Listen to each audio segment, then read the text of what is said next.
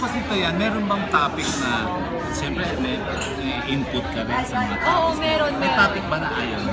Wala. Huwag natin discuss yan. Hindi, siguro sa ngayon lang, ang lahat na dinidiscuss namin is about pagiging motherhood. Pero the rest is maiiba naman siya all throughout. Noong bago din. Well, huwag ka na lang isulat. Na-surprise na ako, na-take na namin ng Mother's Day. Na-take mo na? Wala siyang surprise. Saka malapit. Wala nga na, kaya ang hinahanap ko kung tagayas na ito eh. Saan sa Ana? Ito nga na usapan, ganun lang yung anak ko pa naging ganun. Yan.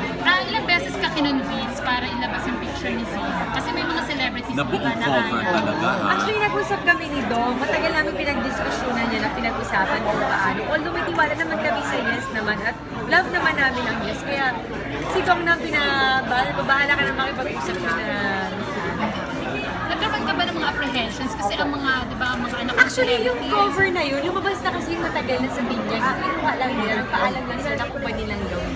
Ano yung Victoria? Hindi pictorial yun. Yung binyag. Nabinyag photo yun. Actually, picture pa nga ni Ana Fileo yun eh. Ha?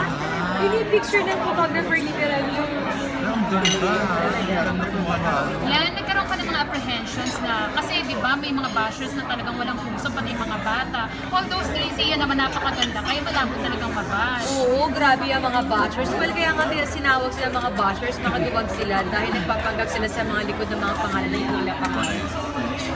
So, kinonsider mo yun, yung pag-usap ni Nido, kung paano, Hindi namin dinidiscuss yung mga bashers, yung mga haters na yan, mga trolls. Wala, balas buhay nila. pero kung sakali, Mari, Hindi ako, never ako sumagot sa mga ganyan sa akin. Kung magpapakilala sila yung totoong pangalan, hindi ba ako? Hindi mo mahirap mag-control yan na sumagot sa mga... Well, alam mo, tao lang naman ang lahat ng tao. Siyempre may limitations din, may mga bagay din na talagang mahihimpi ka at talagang masasaktan ka. Pero wala eh, ang importante siguro kung gaano ka lahat at depende sa pag-uusap ng mga nakapaligid sa akin. Kasi kung hindi ko masisira yung ulo ko. so far wala pa Nag-uusap naman. ni Bianca Gonzalez eh, kasi Oo, yung anak niya. grabe din talaga eh. Parang sabi ko nga, grabe itong mga tao na ito. Bata. Gano'n ka-important yung